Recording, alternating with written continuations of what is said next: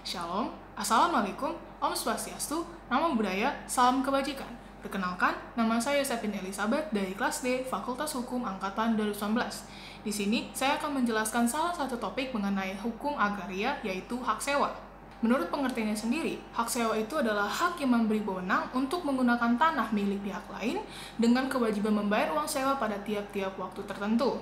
Nah, sifat-sifat dan ciri-ciri hak sewa ini adalah yang pertama, bersifat pribadi, dalam arti tidak dapat dialihkan tanpa izin pemiliknya. Yang kedua, dapat diperjanjikan. Hak sewa akan putus hubungannya jika penyewanya itu meninggal dunia. Yang ketiga, tidak terputus bila hak milik itu dialihkan. Yang keempat, tidak dapat dijadikan jaminan hutang dengan dibebani hak tanggungan.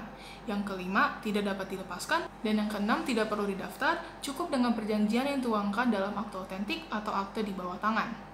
Pasal 45 Undang-Undang 5 tahun 1960 mengenai pokok-pokok agraria mengatakan bahwa yang dapat menjadi pemegang hak sewa yang pertama adalah warga-warga Indonesia, yang kedua adalah orang asing berkedudukan Indonesia, yang ketiga ada badan hukum yang didirikan menurut hukum Indonesia dan berkedudukan di Indonesia, yang terakhir badan hukum asing yang mempunyai perwakilan di Indonesia.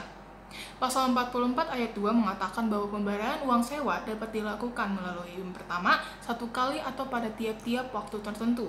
Yang kedua, sebelum atau sesudah tanahnya dipergunakan. Perjanjian sewa tanah yang dimaksud dalam pasal ini mengatakan bahwa tidak diperbolehkannya syarat-syarat yang mengandung unsur-unsur pemerasan. Untuk masalah jangka waktu, itu balik ke perjanjiannya sendiri, namun harus memperhatikan pasal 26 ayat 2 UU PA. Lalu mengenai tentang luas tanah, untuk tanah pertanian sendiri itu dibatasi dengan Perpu nomor 56 tahun 1960. Lalu kalau untuk tanah bangunan itu tidak ada pembatasannya. Beberapa ketentuan lain yang diatur di dalam UU PA adalah sebagai berikut. Yang pertama, hak sewa untuk bangunan tidak dapat dialihkan kepada pihak lain kecuali ada persetujuan dari pemilik tanah. Yang kedua, hak sewa untuk bangunan tidak dapat dijadikan jaminan utang dengan dibebani fidusial kecuali ada persetujuan dari pemilik tanah. Yang terakhir, hak sewa untuk bangunan hapus dengan berakhirnya jangka waktu hak sewa untuk bangunan kecuali ada kesepakatan kedua belah pihak untuk perpanjangan waktu atau pembaharuan hak sewa untuk bangunan. Sekian penjelasan hak sewa dari saya. Terima kasih.